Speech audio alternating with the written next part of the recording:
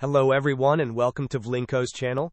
In today's video, I will guide you through solutions to fix the WDF violation error in Windows 11. And now let's get started.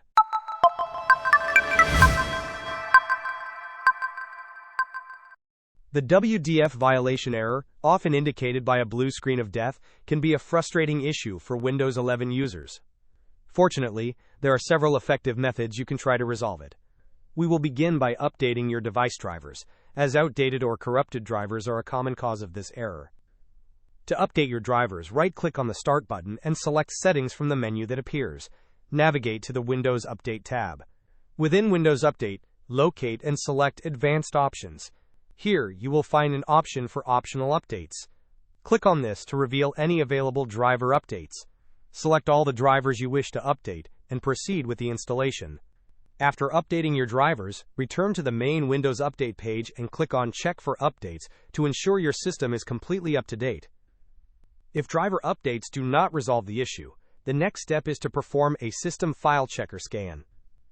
This tool will scan for and attempt to repair any corrupted system files that might be causing the WDF violation.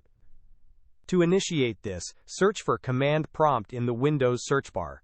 Once it appears in the search results, right-click on it and choose Run as Administrator. In the command prompt window, type the command sfc/scannow and then press Enter. Allow the scan to complete. It may take some time. As a final resort, if the previous solutions do not work, you may need to reset your computer. This process will reinstall Windows, effectively removing any problematic software or configurations. To begin the reset, right-click on the Start button and select Settings. In the Settings window, click on System on the left-hand list. In the right pane, scroll down and select Recovery. On the Recovery page, you will see an option to reset PC. Click on this. You will then be presented with options. Select Remove Everything to ensure a clean slate. Once you have chosen that, when the system loads the options, you can select Cloud Download for the most up-to-date version of Windows. Finally, click on Next to initiate the reset process. Hope this was helpful. Don't forget to like and subscribe if you enjoyed.